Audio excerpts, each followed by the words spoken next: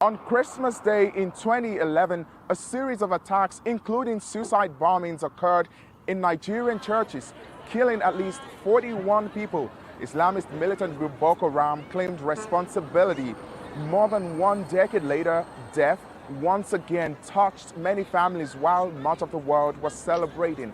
Almost 200 people, predominantly from Christian communities, were killed in central Nigeria in attacks that started on Christmas Eve and lasted days. The question many are asking is, how could this have happened? It's worrisome that lives of my fellow Nigerians are being slaughtered and nothing is happening. And then it becomes more worrisome considering that I could be in their own shoes just because of my faith. And it just brings to question how a lot of other people are faring in this country. I think they should put themselves in the shoes of Christians and imagine their own family or their family members going for being killed for religious reasons. It's really painful. It actually worries me because it's a conundrum that we still, even in the 21st century, we still get to experience and hear things like this. Christian groups say the pattern has become all too familiar and often comes with prior warning from the perpetrators. They say authorities hardly act when the threats are reported. Nigerian officials have promised to make those responsible pay, but no group has claimed responsibility for the latest killings, though locals point the finger of blame at Fulani militias in the area who often clash with predominantly Christian farmers for grazing land. But while many experts say there is an economic aspect to this violence, it has more to do with ideology. They say that terror groups are trying to expand their radical Islamist agenda in northern Nigeria. Paul Robinson, CEO of Release International, which supports persecuted Christians around the world, said these latest attacks sought to bring terror to Christians at Christmas. Archbishop John Praise Daniel, Deputy President of the Pentecostal Fellowship of Nigeria, agrees. One cannot really say why the cycle keeps reoccurring. And very inhumane and barbaric. People will be in their houses and they'll come at night and then come on them without preparation. And they are killed, maimed, even with children. I believe that these people have an agenda, which maybe some of us don't know. But it's purely an ethnic cleansing. So I think it's very, very barbaric. And the church vehemently is against this continuous killing. Nigeria strikes a delicate balance between its Christian and Muslim populations. The US-based International Christian Concern Group estimates that 50,000 Christians in the West African nation have been killed since 2009. The latest onslaught is the worst massacre in Nigeria since 2018, when 235 people were reportedly killed in coordinated attacks in roughly the same area. The attacks drove thousands from their homes, but not everyone supports the assertion that radical Islamists are to blame. The security of this country, in fact, is so bad, which I want to tell all Nigerians that we should all try as much as we can to make sure that we put an end to insecurity of this country. We need to be secured.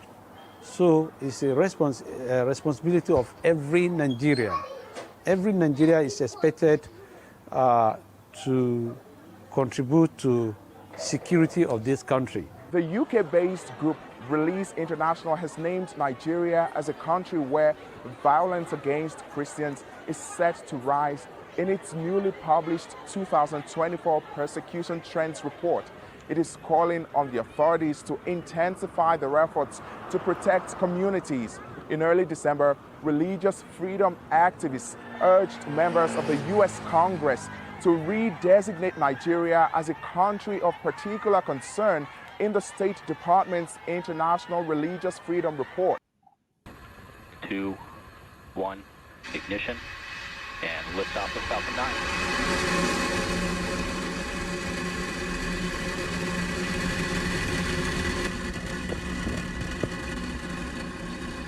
Stage 1 propulsion is nominal. Stage separation confirmed. I can see Russia from up there. Whee! All right, as you can see there on your screen, successful MVAC ignition there on your right-hand side. So the first stage has lit one engine.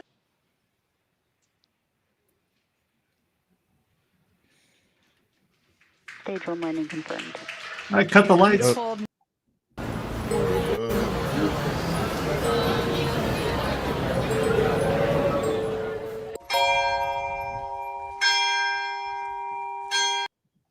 Hello, everyone, and welcome to News from the Pew, where we take news from around the interwebs and distill it to making it something. I am your host, Rick Barrett, and it is Stephen and I today because Fwaz and John are actually being productive members of society. They have lives. Well, Steve and I apparently don't do anything, so we might as well just sit here and talk about the news. I thought about showering today, but I haven't gotten around to it. We'll get there. I mean, I finally got a haircut for the first time in like 3 weeks. Yeah, So, I mean, I've been very productive. You and I use the same barber. Yeah, that's right. He specializes in balding older men. So that way it makes it much easier for us to get in and get an appointment. But we're so happy. A lot of people have asked me, what happened to you? I go, my wife grabbed that hair thing and ended up getting me. So there you go. What happened? I got old. What do you want? Like, what do you want, man? So I've been losing my hair since I was 21, though it doesn't really matter. But we're happy that you guys are here. And we do have lots to talk about. Yes, we will talk about the one thing that everybody wants to talk about. We're going to talk about the Epstein list, and we're going to go into that as well. We're also going to talk about a couple other things as well to get you as caught up as possible. And so thank you once again for being with us today, as it is just, what is it, the 11th day? It's the 11th day of Christmas right now. So happy Christmas tide, folks. Because tomorrow, right, it's either one of, because I think Epiphany's the 12th, right? Isn't that the big? So that would be today the 10th day of Christmas. Do the Obama math. Come on. Whatever, man. I'm Common Core. I was a social studies teacher. We didn't do math where I was. So that's the reason why I did it. But we got, anyway, happy Christmas tide to you. I hope you're still enjoying and celebrating everything out there. And the left and the right are both celebrating the release of the Epstein list. I like to call it Schrodinger's list because it can be everything and nothing at the same time, depending on who's on it. The right was celebrating because Trump's name was not on it. So far, they said they're releasing more documents today. And the left was able to celebrate because, you know, they were able to point to certain people here, there, and everywhere about it. But in case you don't know what I'm talking about, why don't you take a look at the release of the Epstein list. Aiming on Wednesday, a slew of court records with the names of those who cozied up By the to way, renounce Russian sex offender propagandists. Jeffrey Epstein were made public. The files shed light on almost 200 people connected to the former They have better financier, videos. the UK's Prince Andrew, magician David Copperfield, and of course former US President Bill Clinton are among those on the disgraceful list. Well, Epstein was first arrested in 2008 for soliciting prostitution from a minor, though critics slammed it as only a slap on the wrist. He was again charged with child sex abuse and trafficking in 2019. Shortly after he was imprisoned, he was found unresponsive in his New York jail cell, with his death officially ruled a suicide. We heard from legal and media analyst Lionel, who shared his thoughts. This is, in some respects, as we say, a nothing burger, but interesting nonetheless. The issue that is never addressed. Where do you get classes like that? I don't know. Harry that Potter? is never talked about, that is never unsealed, is that where are all of the recordings and the documents and the pictures and the audio and the video that were taken from a series of Epstein's homes and planes, which were basically makeshift recording studios? That's the aspect, because what this is, to anybody who has any conversance with the story, this is about an extortion ring. Epstein was a phony baloney financier. He was set up to basically draw as many big names as possible and ostensibly to either utilize this as a honeypot or some kind of an extortion magnet. That's the issue. Bill Clinton's name, we already knew this. Prince Andrew, we already knew this. What did you learn today, if you've been through this, that you didn't know before? Nothing. Nothing. The question is, where's the evidence? That's the recordings. Then we'll talk. That is the holy grail of criminality. Yeah. So, Bill Clinton's on the list. Hollywood is on the list. Kate Blanchett, Leo. David Copperfield. That was the one. There was 2 names on that first list that everybody was like, what? And the first one was David Copperfield. And the second one was Stephen Hawking, which everybody was like, the mechanics of that one is just weird. But the whole fact of the matter is Trump was not on the list. So everybody on the right celebrated, but yet there were other people on the right, like Pedro Gonzalez, who was like, well, Epstein called Trump every time he went to his casino. It's like, all right, dude, if you want to pick and choose. The fact is, Epstein, like the video said, everybody knew about Epstein. It didn't matter if you went to the island or not. It was a rumor, maybe, or like a shadow. And if you were in entertainment, if you were in finance, if you were in politics, everybody knew somebody. The 6 degrees of Jeffrey Epstein really is what we were looking at. And so Bill Clinton's on the list. Shocker, right? Zach's correct. What a shock that Bill Clinton, the ultimate sexual deviant, is on the list going to Epstein Island. But of course, Steve, does this even matter? My whole thing is, I'll throw this to you. I've been saying for 2 days, I don't care who's on Epstein's list. Why isn't anybody outraged that there was a list to begin with? Well, in defense of Clinton, depends on what your definition of is. Didn't inhale. I didn't inhale. Yes. I didn't pay attention to the first list. I had people texting me up and sending me the list. It was a document form, and I didn't. I know, shocker. I didn't open it up. It's a distraction. One huge. And do we really think that the federal government or anybody really that's going to give us these top secret, above top secret, super duper secret stuff to us? And I mean, it's just like when Trump said, I'm going to unlock the JFK thing. So yeah, that came out. Nothing comes out ever, but we just take these as like gospel narrative. Hey, look, I mean, anybody with just 2 half-working brain cells, you can see like Clinton's were involved. I mean, yes, Trump is in photos with everybody. It's like kind of be with the WEF. If you have any kind of name in that field, you're attached to them somehow. You said the 6 degrees of separation thing. If you're anybody of any stature in politics, you probably is shaking the hand of Epstein. I mean, there was people. I remember some anti-Catholics going, "Hey, look, JP2 blessed Epstein and Gazelle." I was like, "Do you understand at that time probably that he probably had no idea who those 2 people were or what they were doing? Anything? It's easy in 2024 to say, look back at 1988, say, oh, look at that guy. He didn't know what he was going on. People today don't even know what's going on." We're never going to find out who killed Epstein, because obviously, the Epstein's, suicided thing, and it's just a big distraction, which we're all about, even from religion to politics. We just love it. I mean, anything comes out of Rome, we're gonna focus on that. We're gonna make a YouTube video on it. We're gonna do 38,000 YouTube videos. That's right. We're gonna tweet about it all day, all the time. What's his face? Frank, good old Frank of Canon 212, put me at number 2 for a tweet, basically saying something about I'm not looking at the document. Don't care about looking at the document. Why don't you just focus on your state in life and become holy and things like that. And 100 years ago, you never would have known what happened in Rome about that time. And I've had people compare that to Lepanto or Fatima. Like, well, no, that was the statue. The statue that got hit by lightning. Oh, that was like the burning bush. What? Why world sports is wrong with us? We're just grasping. People have always talked about anything that comes out of the news lines. People have always talked about that stuff. Do I? Yeah, Steve, the church has a history of it. People always talk about those kinds of things. What are you talking about? Yeah. Why you gotta be so why can't you be like us, buddy? How dare anybody say anything like pray or anything like that? We don't read the books on prayer. We don't read on this, but I saw guys in the truth, the alternative media, the truth seekers, they call them.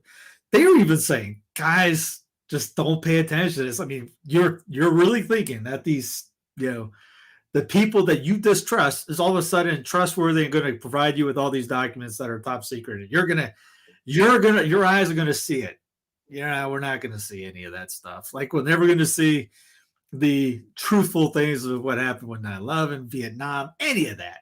We're just going to, or anything going on in Israel right now. We're just going to keep on. You're going to get the narrative until you're stuffed, fat, and stupid, and we're just going to keep pushing it down your throats. It's just a big distraction. I mean, everyone loves it. People are going to make videos about it. People are going to make some clips, links, talk about it. But really, who didn't know? Exactly. That's exactly the case. Well, like that one guy with the glasses, which, first off, how do you get those glasses? 1, 2, what makes a person think, that looks good on me? 3, what he said, it was a nothing burger. It was just, it's something for people to write about in January. That's it. Yeah. It's a slow month. And guess what? Now we can write pages after pages after pages examining every line and letter of the Epstein flight logs, and we can come out with new and improved ways to do all this other kind of nonsense. Well, like you just said, is January to slow news. Actually, there is some stuff going on, but we don't want it. You're not looking at it. Like, who died last week? Commemorating the anniversary of General Soleimani. Now the public here is mourning yet another tragedy, and that is the explosions that rocked the Iranian southeastern city of Kerman, where similar processions were held to commemorate General Soleimani. Hundreds of people had gathered in Kerman, marching towards the burial place of General Soleimani to pay tribute to him. Of course, that burial place was densely populated by people. And then 2 explosions with, of course, 10 minutes apart from each other occurred inside that crowd. So far, no group has claimed responsibility for the incident, but the fingers of blame are for now pointed at Israel, and different Iranian officials said that what happened today in Kerman is a continuation of the conspiracies in the region that have been plotted by Israel. Undoubtedly, the perpetrators of this cowardly act will soon be identified and punished for their heinous act by the capable security and law enforcement forces. The enemies of the nation should know that such actions can never disrupt the solid determination of the Iranian nation. The cause of the incident is still under investigation, but Iran said that most likely the explosions were carried out using remotely controlled detonator. Now, Iran has declared Thursday as a day of national mourning. General Soleimani was hailed as the architect of the resistance act. If you look at a map, I saw this at the gym the other day. There's explosions all over Iran right now. Hey, we got what we brought up last week. Hey, Lindsay. 6 months now. Hit Iran. They have oil fields out in the open. They have the Revolutionary Guard headquarters you can see from space. Blow it off the map. I mean, the here's General, I forget his name. About 10 days after 9/11, I went through the Pentagon and I saw Secretary Rumsfeld and Deputy Secretary Wolfowitz. I went downstairs just to say hello to some of the people on the Joint Staff who used to work for me. And one of the generals called me in. He said, "Sir, you got to come in. You got to come in and talk to me a second." I said, "Well, you're too busy." He said, "No." He says, "We've made the decision. We're going to war with Iraq." This was on or about the 20th of September. I said, "We're going to war with Iraq. Why?" He said, "I don't know." He said, "I guess they don't know what else to do." So I said, "Well, did they find some information connecting Saddam to Al-Qaeda?" He said, No. He says, "There's nothing new that way. They just made the decision to go to war with Iraq." He said, "I guess it's like we don't know what to do about terrorists, but we've got a good military and we can take down governments." And he said, "I guess if the only tool you have is a hammer, every problem has to look like a nail." So I came back to see him a few weeks later, and by that time we were bombing in Afghanistan. I said, "Are we still going to war with Iraq?" And he said, "Oh, it's worse than that." He said, he reached over on his desk, he picked up a piece of paper, and he said, He said, I just got this down from upstairs, meaning the Secretary of Defense's office today, and he said, this is a memo that describes how we're going to take out 7 countries in 5 years, starting with Iraq and then Syria, Lebanon, Libya, Somalia, Sudan, and finishing off Iran. And right now, Lebanon is on getting bombed right now. So while everyone else in the West is looking at Epstein, you got the entire Middle East literally up in smoke. Right? I mean, you talk about a war going on because of Israel, and you still got people backing those guys up. Oh, it's completely ridiculous. The tail wagging the dog as far as the just complete and utter, hey, look at this. We'll finally release the list while we go and pretty much do all of the other things that we shouldn't be doing. All the other things that we should not be doing, which is getting into undeclared wars all over the Middle East.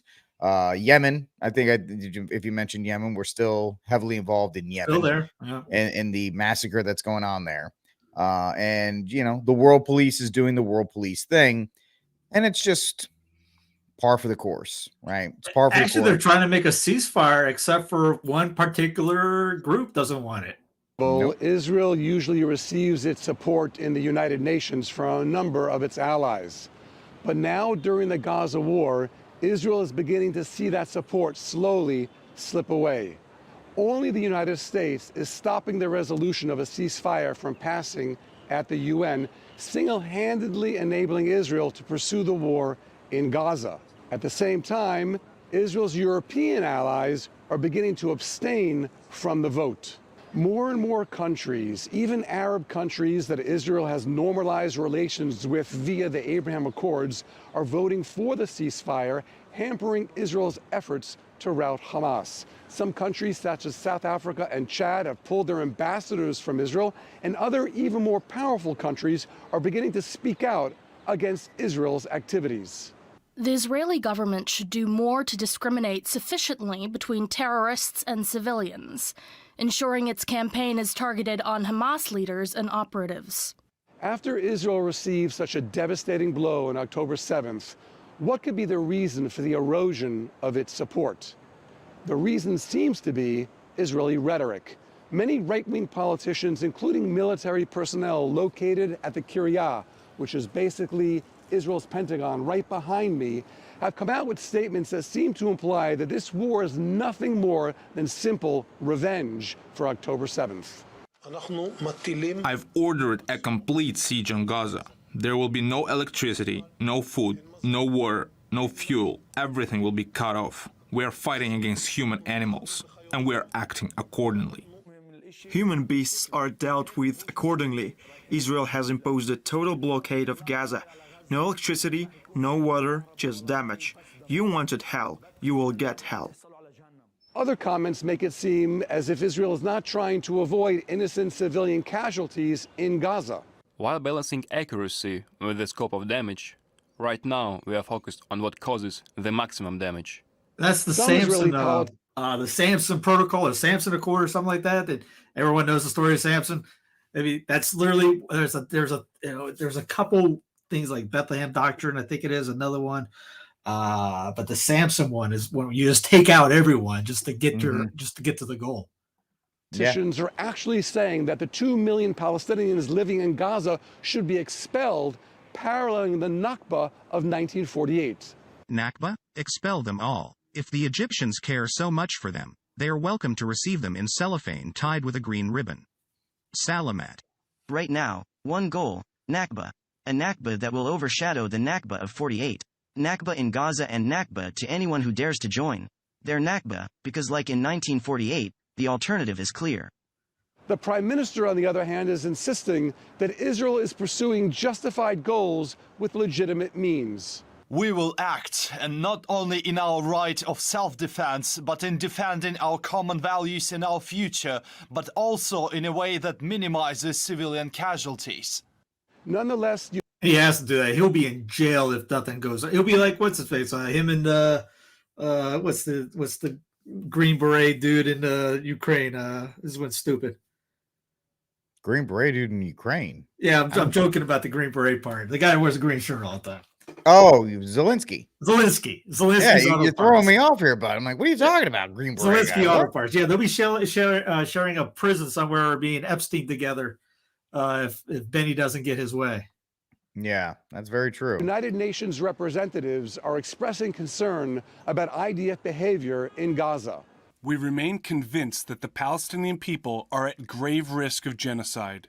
We demand a humanitarian ceasefire to ensure that aid reaches those who need it the most. We are using the term risk of genocide because the process that is underway is absolutely indiscriminate, affecting, in this case, more than 2 million people. Israeli officials are not taking the UN's criticism lying down. I will not meet with the UN Secretary General.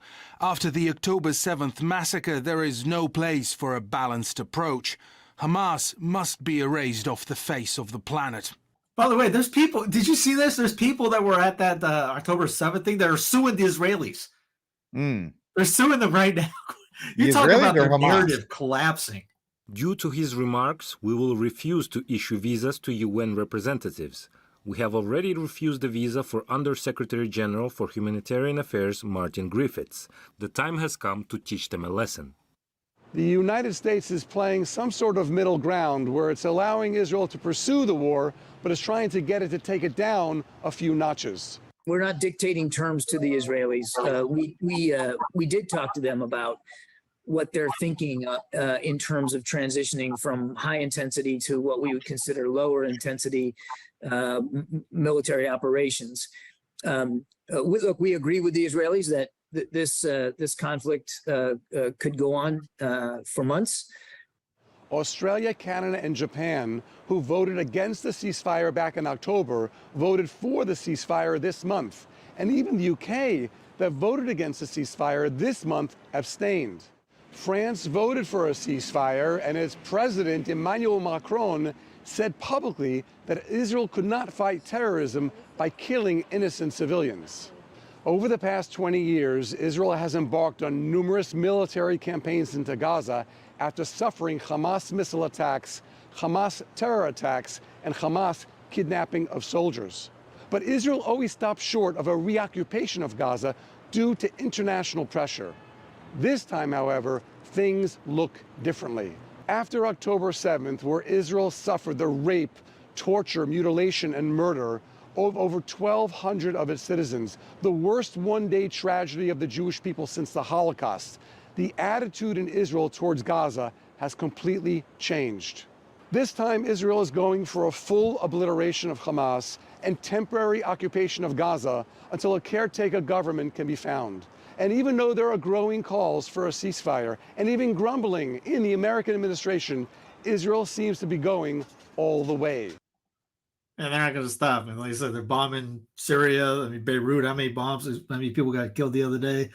I mean, the whole place is going to be on fire in the not so distant future. I mean, it already is on fire. Let's be real. Yeah. Well, yeah, with gasoline. It's just going to be a lot more publicly known at this point, because you can only hide this for so long. And it's absolutely crazy that this continues. The war machine continues. Everything continues to, and people continue to die. Innocent people. Doesn't matter what religion or whatever it is. They're still dying by the hundreds because of this. And yet, what do we care about? We care about bathrooms. We care about who's going to win 2020. You know, it doesn't really matter. Even if Trump does get in by some chance, you think the military industrial complex is going to stop? He tried to get them out of Syria. He ordered them out of Syria, and they said no. They said, we're not going to do it. And because it's in an apparatus all in of itself. So that's really unfortunate to see how this whole thing is playing out, especially since, you know, people are dying and we're seeing all these just like you said, complete fire. I mean, he's cozying up with Bevy. I mean, Trump is he's a Zionist just like the rest of them. You have to kowtow to IPAC, whoever it is, and all those guys have gotten money from them. Biden, that's why Biden's in there. That's why Biden was Obama's pick, is because he was really good friends with Bibi. So there you go. I mean, they're going to go down. Why they'll keep him in there. Yep, they're going to go down with the ship. They will not back off. It's unreal how well, even the journalists itself. I mean, how you guys back? I mean, how many Catholics are getting killed out there and nothing's being said?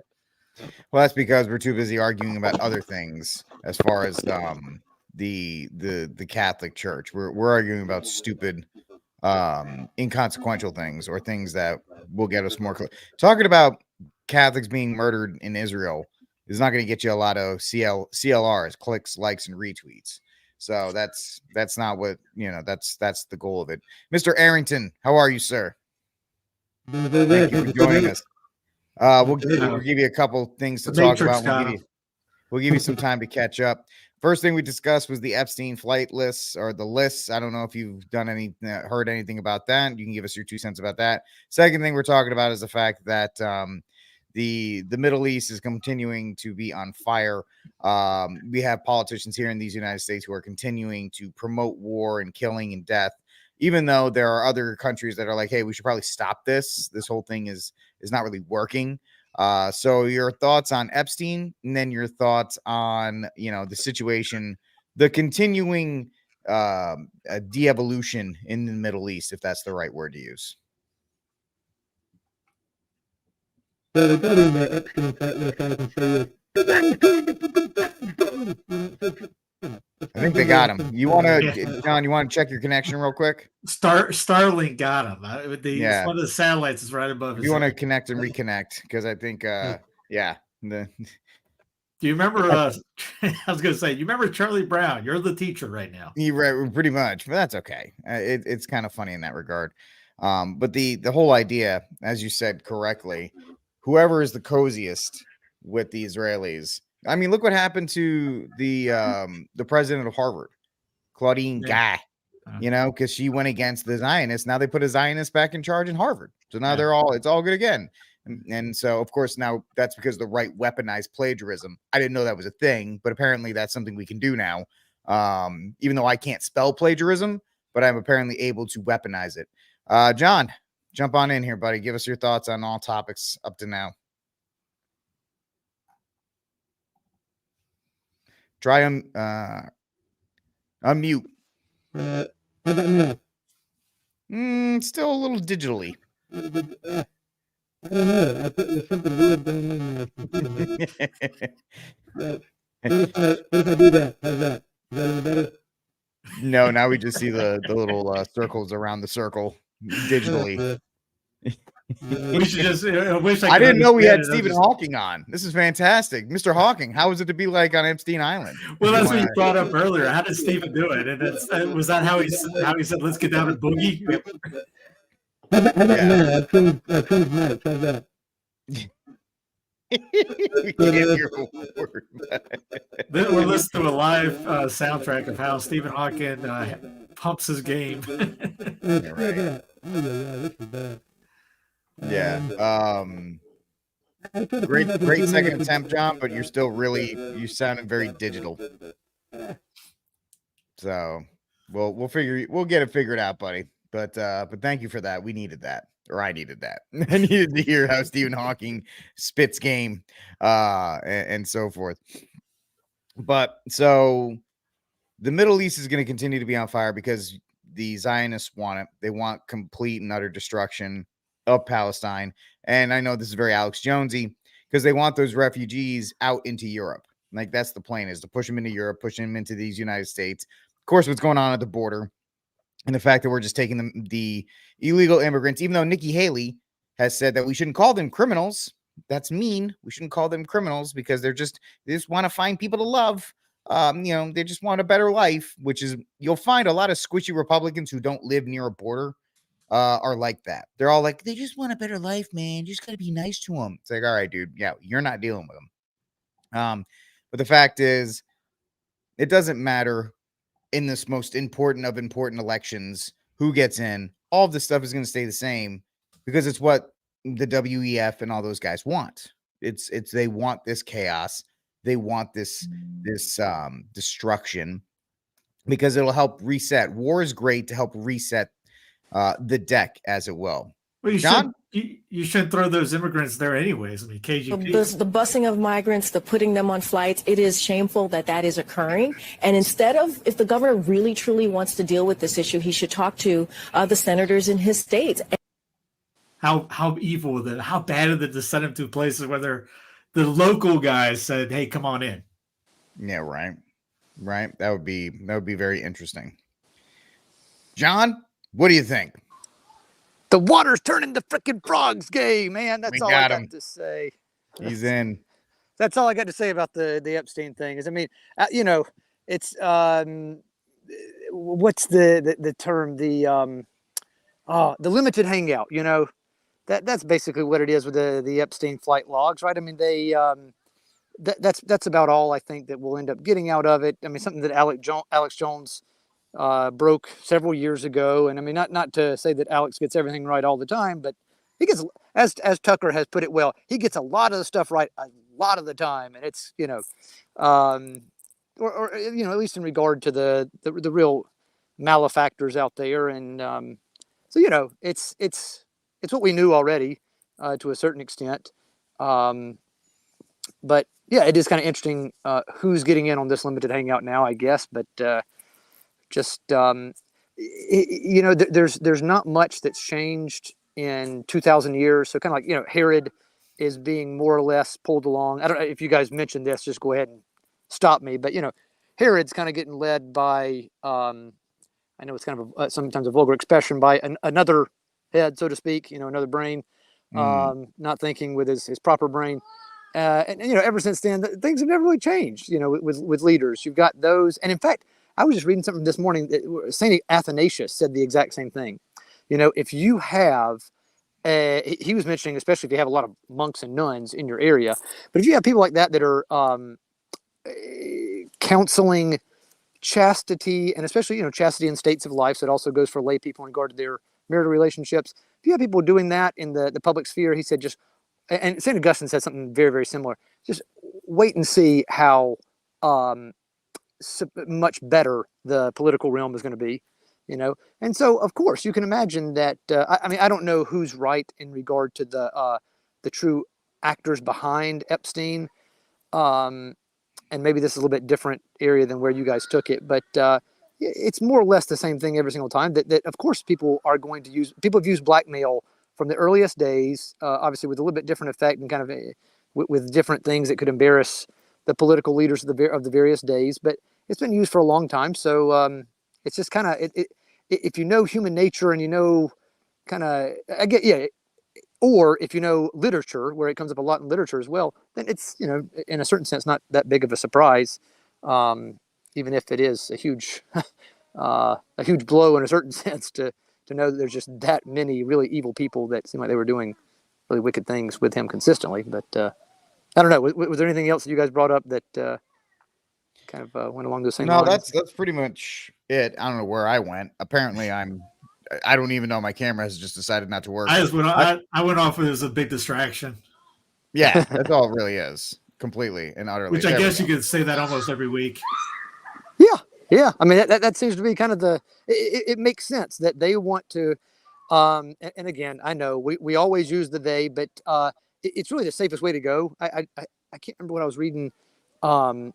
It was somebody's comments on in ancient literature. They've got the same thing where they've got kind of the unnamed they or he, as is said or as they say, and nowadays in the whole the Snoops era, you want to say, well, okay, well, who's actually the one behind this? If you can't prove it with some sort of reference that Snoops approves of, then you're not giving us the full truth. Oh, give me a break. Common sense, whenever it's used properly, is usually a very good measure of what's going on. So, you can just kind of take the big they behind this. Know that they need to keep our attention away from more important matters. I mean, anybody with half a brain has been seeing that the leaders on the world stage have been pulled along by their britches, pun definitely intended, for decades. So, what's new here? Exactly. So more distraction from the matters that really do matter, like getting our life in order and just kind of a more sane living in 2024. I mentioned also that what you think the government's going to give you the secret stuff. I mean, you're really going to get told what the secret sauce is by anybody? No. I mean, here's a video. I don't know, Rick, if you saw this, or John, if you've seen this. McClanahan brought this up, and he goes, the scariest part of this was that Obama was brought in to make it more realistic. Primary client works in the defense sector. I spent a lot of time cost-benefit analysis of military campaigns. There was one program in particular that terrified my client the most. A simple 3-stage maneuver that could topple a country's government from within. The first stage was isolation. Disable their communication and transportation. Make the target as deaf, dumb, and paralyzed as possible. For the second stage, synchronized chaos. Terrorize them with covert attacks and misinformation. Overwhelming their defense capabilities, leaving their weapon systems vulnerable to extremists in their own military. Without a clear enemy or motive, people would start turning on each other. The third stage would happen on its own. What's the third stage? A coup d'etat. Civil war. Collapse. This program was considered the most effective way to destabilize a country. Because if the target nation was dysfunctional enough, it would, in essence, do the work for you. Whoever started this wants us to finish it. Thank you, Barack. Yeah. I mean, was that the MO? That's what happened in Yemen, or that's what happened in Libya. Is that what he did there? So yeah, I mean, that's pretty much what they've done to other big nation countries like that. They literally did that. Mm-hmm. Yeah, it's not very shocking. And the thing is, we've talked about this before, predictive programming, whatever the case may be. When they finally do this, when they finally put this in films, that's because it's well established. Yeah. Right. It's well established to the point where they don't have to worry about it. It's not top secret anymore. And B, it's finally put out there. So kind of like the Civil War trailer and all the other kinds of things, it's not predictive programming, but it's programming to make it less shocking, make it more palatable for the average American to stomach, because you've seen it. Just like propaganda. What do I mean by propaganda? Law and Order, FBI, Miami, and all these other things got you used to the idea of the FBI and the government and the cops being 24, the cops being the good guys and doing whatever they needed to do in order to save us from whatever it is. And so doesn't shock me at this point that it's there. It just shocks me how terrible the film was. I mean, if you're going to do all that, at least make a better film. But then again, Hollywood is, 0 for 3 years now. They'll make a better Star Wars, right? Like do a better Bourne, at least, at least something that is somewhat enjoyable to watch as you're, cheering against the government. So. Mm-hmm. Yeah, that's one thing. I never got into the Bourne movies. I never too much shaky cam for me. Too much shaky cam for me. That was an interesting thing that Paul said. That's a really good point. I mean, there's 18 ways Trump supported the swamp during his presidency that no one cares about looking at. But yeah, you those same guys that make videos about the Holy Father literally every day, they're big time Trump guys. They will not touch the teeth of that milk train. Oh no. I mean, I mean, we've talked about it ad nauseum that it's driven by what the public, I guess, demands, and the public demands anti-Pope Francis content. And now, is Pope Francis perfect? No, nobody is, right? Is he as bad as everybody says? Maybe not. I don't really have an opinion on that. I think, there is however bad Francis is, I know there's got to be somewhere deep down the reason he wanted to become a priest and be a part of the order. I think it was generally good intentions. Now, granted, that road to hell is paved with good intentions, but still, that I pray that the Holy Mother just turns his head one day and he becomes, I would love, and I pray for this every day, that Pope Francis turns around and becomes the most traddest Pope ever. Just to see what would happen, and all it takes is the Holy Mother turning him just a little bit one day, and then it could be amazing. But that's my whole thing on that. And yes, Trump, Trump is Trump. Don't hit the money train because he got rid of abortion, which is true. But Steve and I have talked about at length, that hasn't been exactly great for the pro-life movement. the overturning of Dobbs because we've been getting smacked around at the state level. So it is what it is on that regard. You see the people saying that, oh, it's because of the South. It's like the South doing that to Lincoln is what they're doing to Trump right now. And here's an article if anybody wants to watch, look at it. Brian McClanahan put an article about it. So blame the Republicans. It's the radical ones, but the ones today are making everything pointing at, oh, look at what the Democrats are doing. It's actually, this all started from the radical Republicans back in the 1860s. And obviously back then it was a different way you did things. Like if you had to submit the ballot, and if you didn't submit it, in the sense of those guys back there knew they weren't going to win, so why bother even making the effort to bring the ballot down to the deep South so it wasn't on the South? So plus in the South, if you got caught with a ballot supporting Lincoln, you were going to get beat up. Yeah, well, they're using that right now. Like these couple pundits are saying, "Oh, look, it's just like this." They kick them off. No, it's nothing like this. It's the idiot's guide to history. That's pretty much what we have right now. Yeah. That's really all it is. In that regard, it's the idiot's guide. It's the shorthand, right? It's the cliff notes, whatever you want to call it, to history. We need to have it summed up in 140 characters or less. Oh, this is a 28-second video. Yeah, there's an extremist movement that does not share the basic beliefs in our democracy. All of us are being asked right now, what will we do to maintain our democracy? History's watching. The world is watching. Vote harder. Most important, our children and grandchildren will hold us responsible. The Vice President and I have supported voting rights since day one of this administration, and I ask every American to join me in this cause. I wonder how many takes it took them to get that one. Because that thing was pasted together. Probably like over a week. The thing. Yeah, over a week to try and get that thing. To get that one thing. I don't know, Rick. I disagree with you. I think it was all just AI. That's not his voice. That too. That's all AI. I would absolutely believe that over him actually putting that sentence together.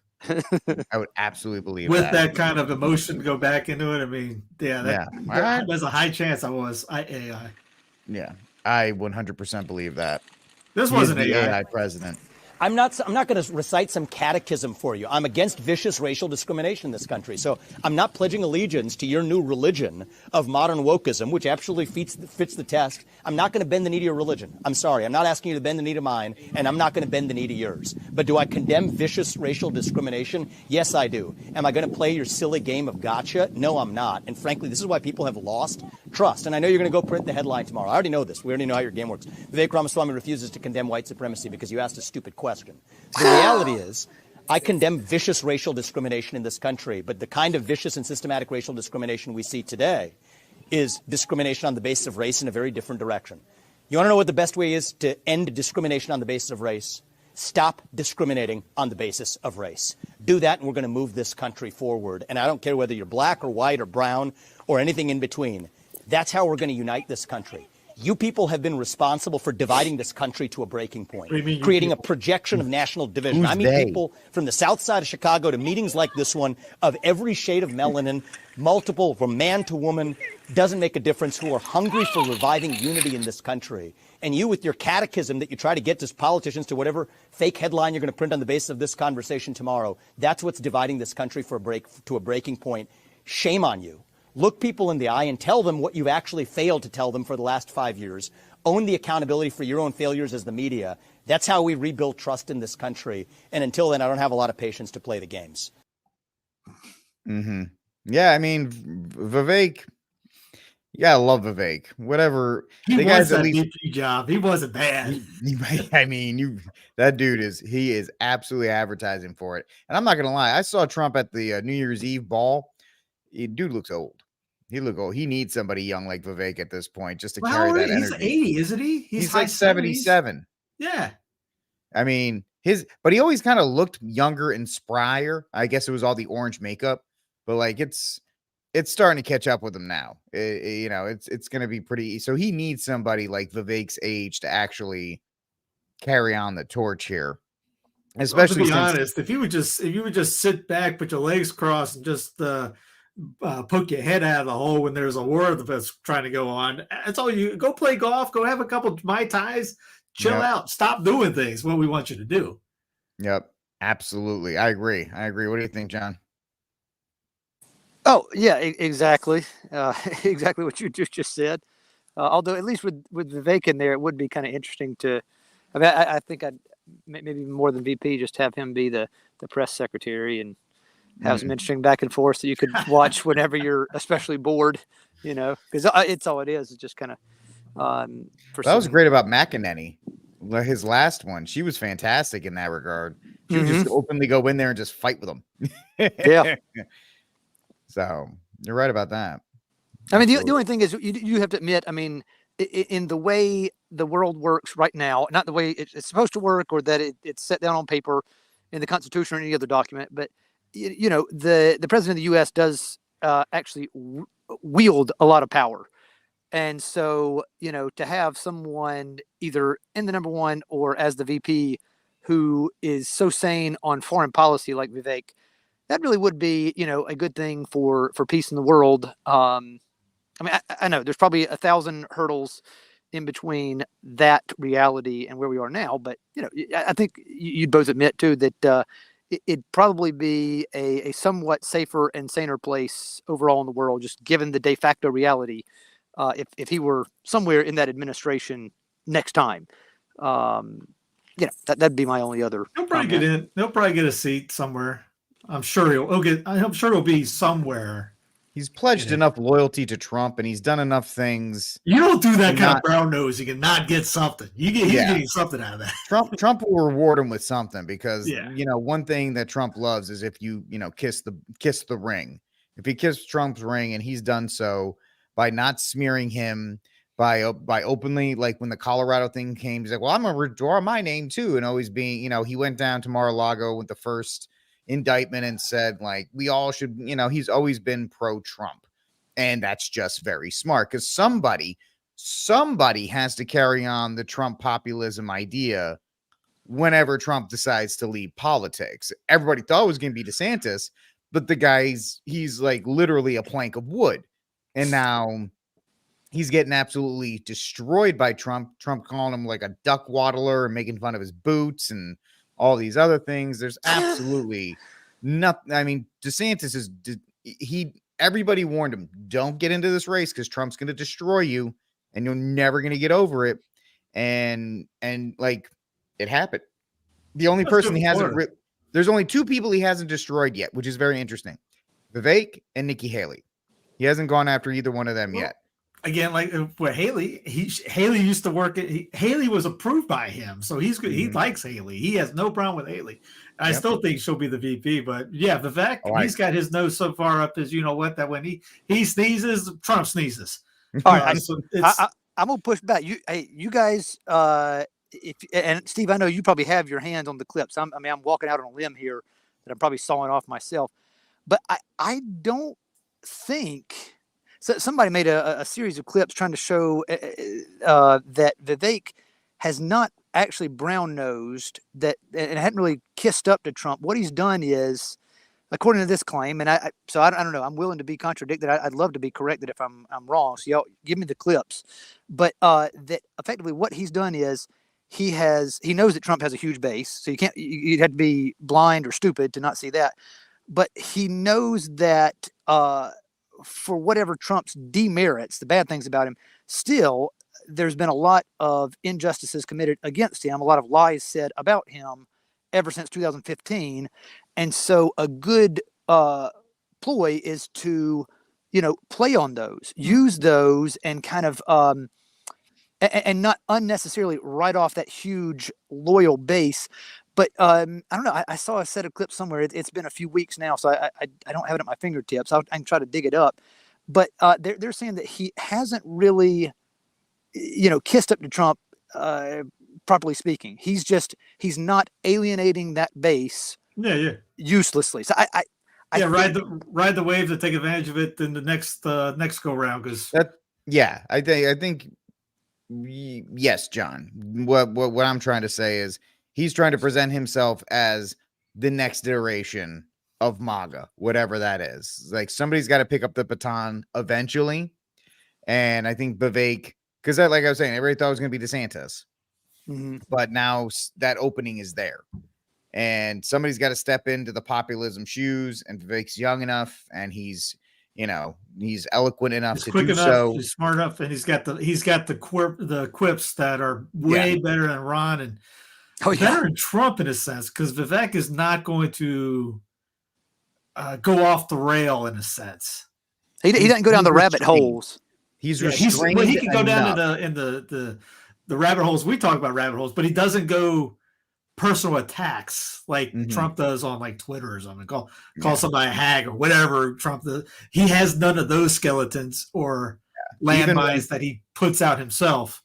Even when Christie was going after him in that debate, I mean, his retort was even, he's like, go back and have a nice meal. Like, even that you can't, like, it wasn't, it was kind of a pushback, but it wasn't enough to upset your suburban house mom. The dude's bright.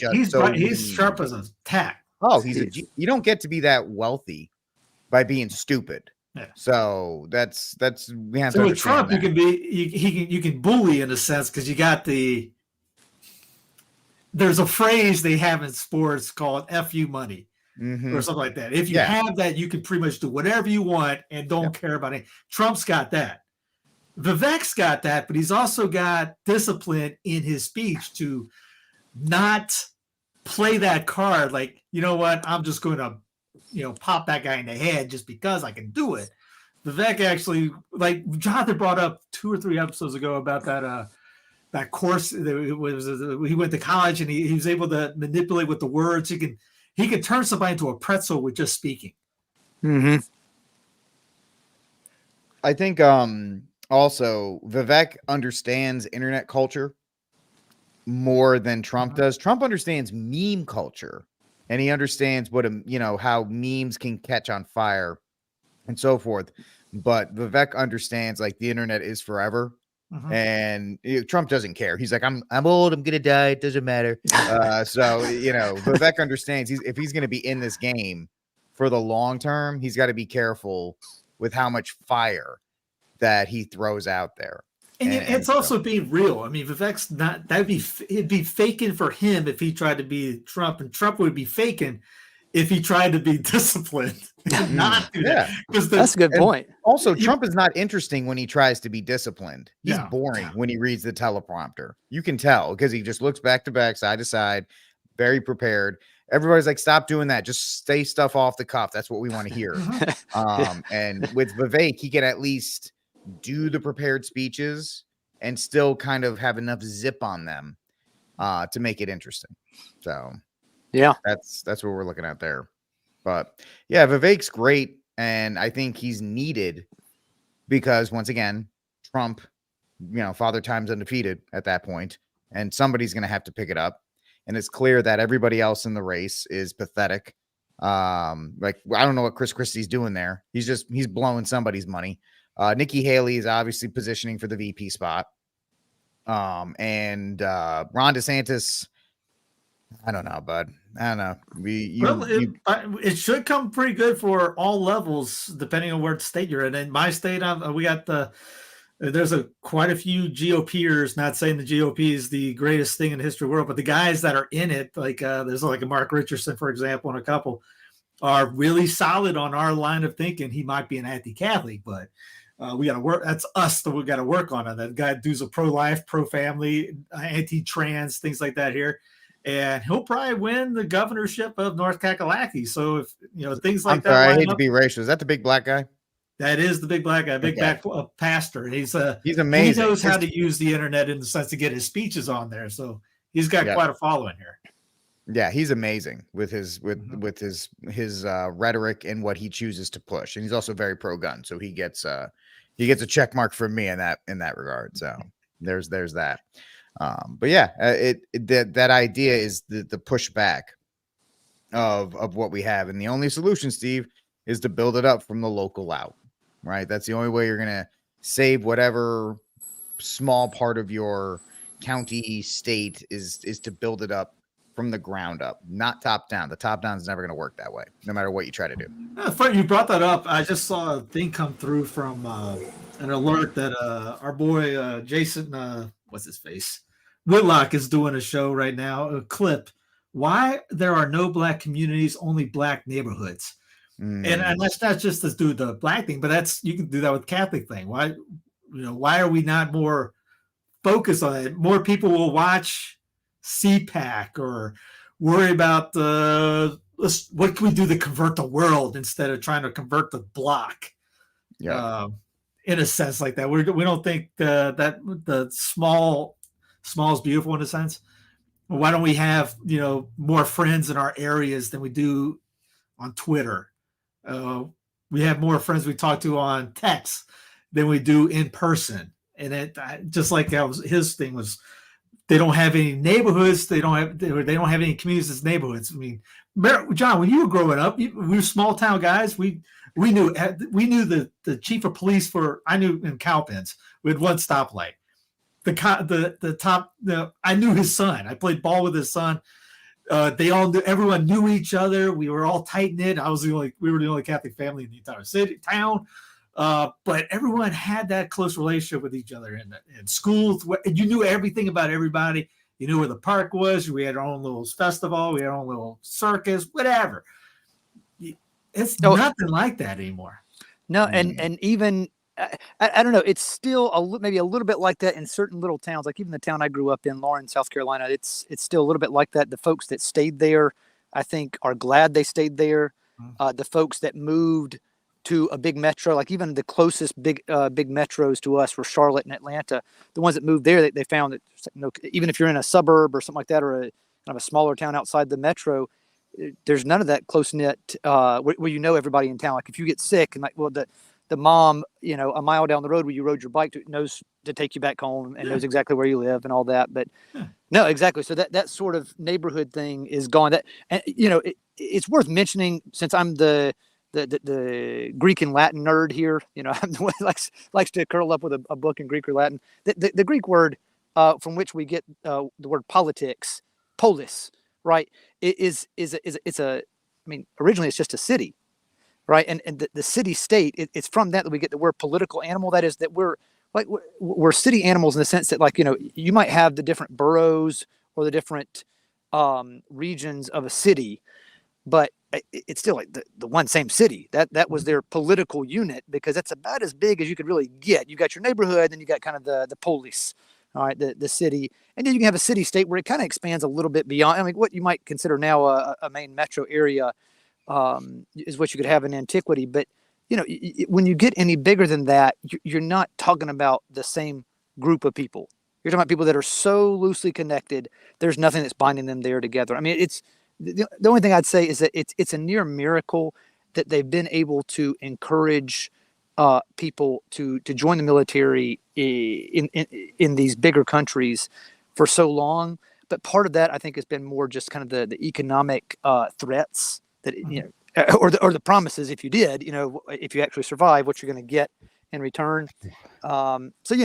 Without that, there's really you don't have people spontaneously offering to sign up for stuff like that. Like Ukraine right now, they're literally taking women off the streets and throwing them to the front line.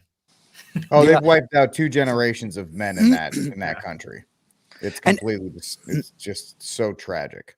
But when you think about it, like they know this is at least my little guess about Ukraine. It's another reason why I think you got to have somebody like Vivek in there, and that it actually will make some sort of a difference whether or not he's on the card.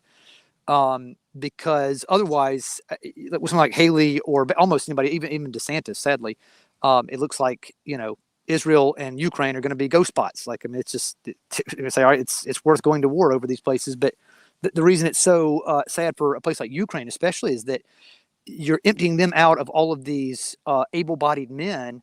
And so what happens with that mass exodus or just the huge lack now of those able-bodied men? Well, then the immigrants that were spread out throughout the other parts of Europe and the other European nations now, like even Italy, I've been following them a little bit more closely in other nations. They're getting fed up with it. And Meloni and basically the folks here in Italy are just saying, okay, no more, basta, we've had enough. And okay, so they've told Tunisia and a few other of the North African countries, stop it or else, like you're getting no more money from us. And so they're stopping, at least as long as the money comes. But eventually they're just, they're going to have to send these able-bodied North Africans somewhere else. And so I don't know. I would foresee Ukraine being the next logical spot because there's a huge lacuna. There's a huge gap. Yeah, exactly. So where better to send them at this point? I don't know. I think that's why it does kind of matter what happens with this next election, because basically almost everybody else besides Vivek and maybe you could say RFK Jr. on the other side are really for both wars. I mean, at least the Israel thing for like Haley and all. But yeah, so I think it will make some sort of a difference potentially because de facto the American presidency still throws its fat around right there. The RFK is all in on the Israel thing. He's not you. That's true. Not Ukraine, but not Ukraine. Yeah. But you're right on the Israel thing. Yeah. It's gonna be hard to find anybody that's not all in on at least one unjust foreign war there. So, Steve, we got anything else to cover? Oh, okay. Well, there you go. There you go, folks. Another episode of Why the March for Life is not a great idea. Some reason they're having a march in 2 weeks for ending abortion at the federal level. Stop National Abortion Hotline. Okay, well, it's been I'm stopped. trying to figure out they literally say on the website they want to get the states to obviously reject it too. So why are you going to DC? Yeah.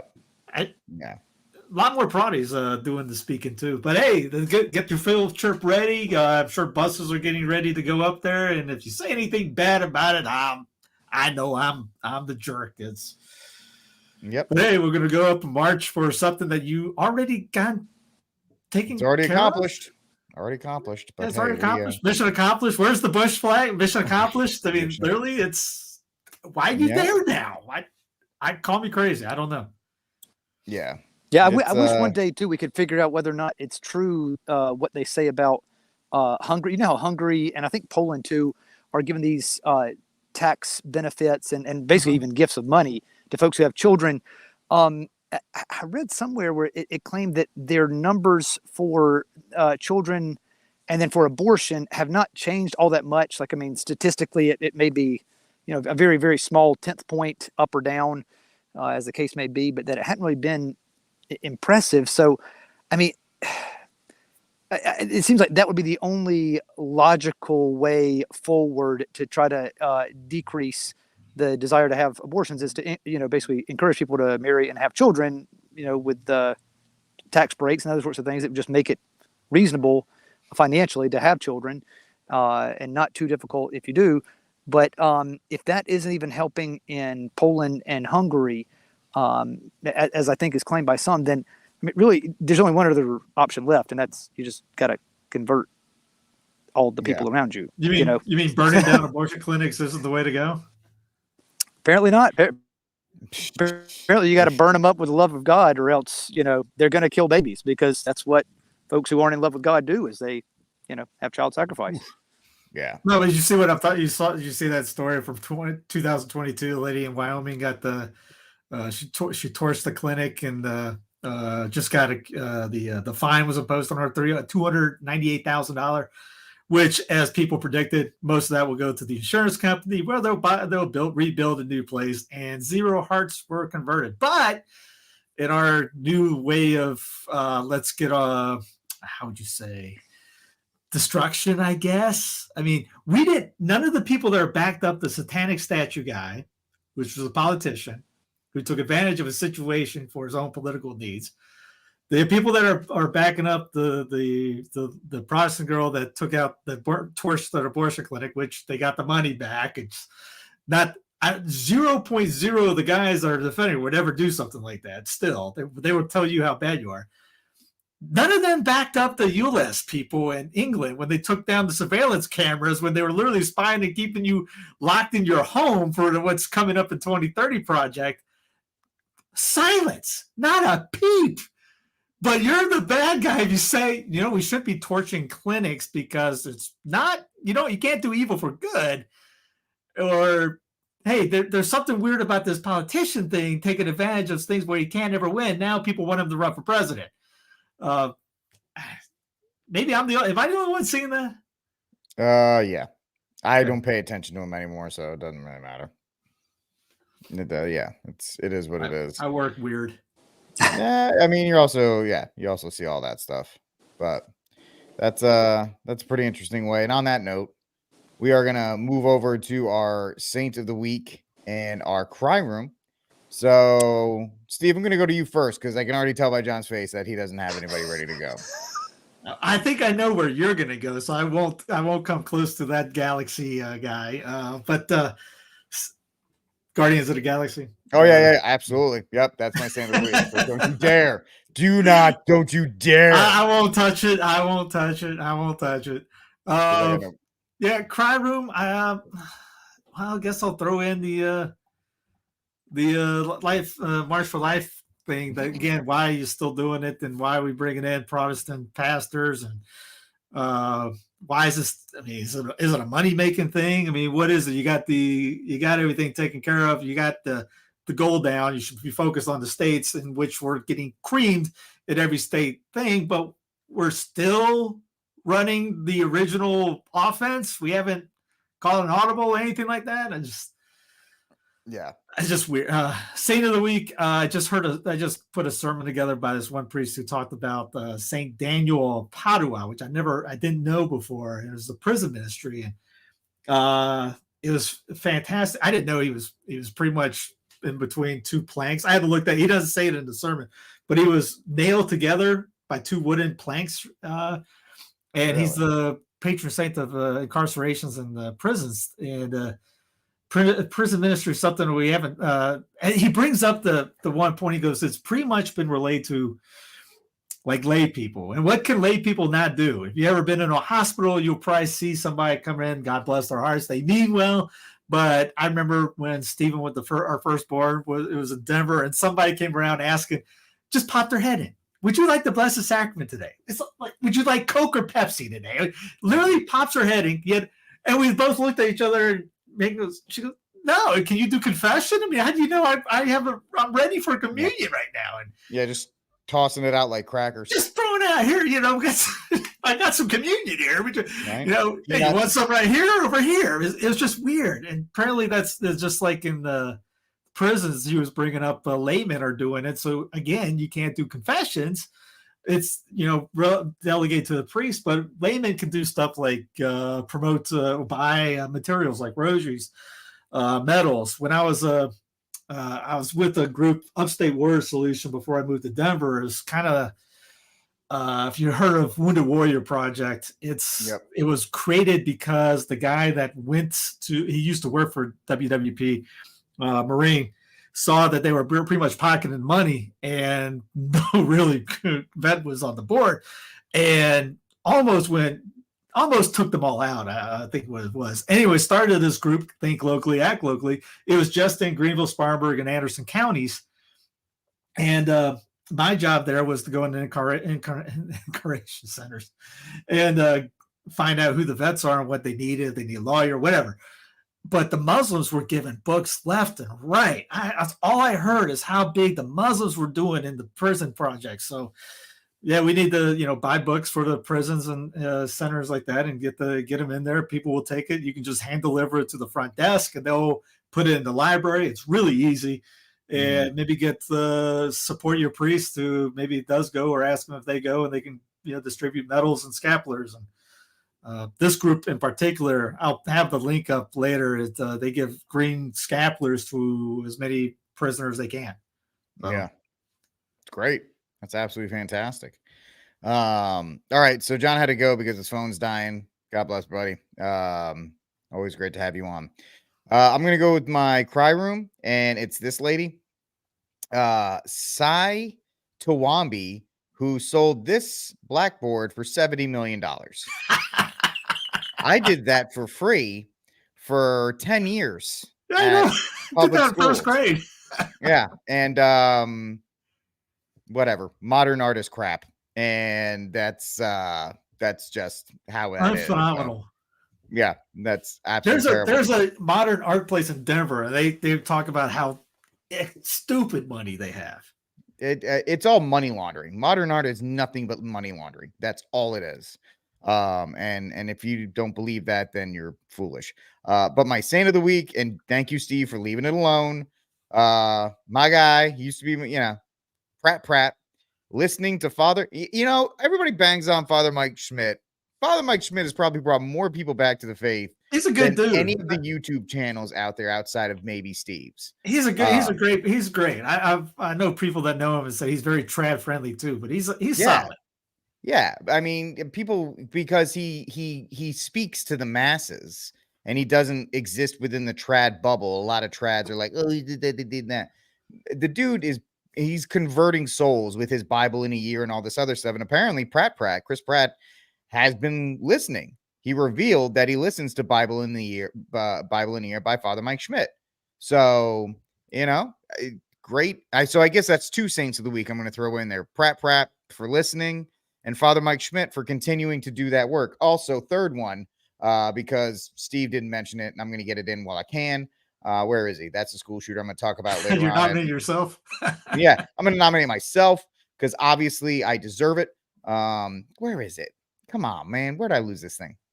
Y'all looking at my internet history. I'm not like it matters. Shia LaBeouf. Oh, yeah. There he is. Getting received into the church on December 31st. Yes, he's wearing a tracksuit, but he's hanging out with a bunch of Franciscans. What do you want? Right? They probably didn't tell him to dress up. But welcome home, Shia. I thought he already did. I didn't know it was, when I saw that going, wasn't that a story we had already? So that was a big thing when he went out, that he was going to. Okay. That he was entering into RCIA and doing all that because of the film. Now he's actually officially a brother in Christ. So good on that. And looks like we're going to have Pratt by the end of this year, and we're going to keep on climbing, and God wins. So that's how it works no matter what. So it's good to see. Big romance. Oh man. Yeah, I can't wait. Hey, technically he's married to a Catholic. The Schwarzenegger girl. Yeah. So, I mean, I know they're apostolates, but maybe he brings them all back. Who knows? Right? Maybe let's pray for that. Was that the one he divorced, or they divorced his girl to get the Schwarzenegger one? Or yeah, he divorced his first wife to marry the other one. But that was before he was Catholic, man. If he comes back and becomes Catholic, maybe he changes all that and asks for forgiveness and gets absolved. Right? That's what we want. Folks, in the end, we want souls saved. And the reason why I point out Shiloh and the reason why I point out guys like Pratt is because of influence, right?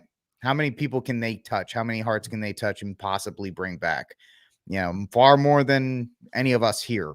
Well, that's what the King of Queens, that's what he does. He does Bible studies on his set, and he's got a lot of guys that he's brought in. Rob Schneider, I guess he came in because he converted too. Yeah. Schneider. I'm pretty sure I'm pretty sure the King of Queens had something to do with it.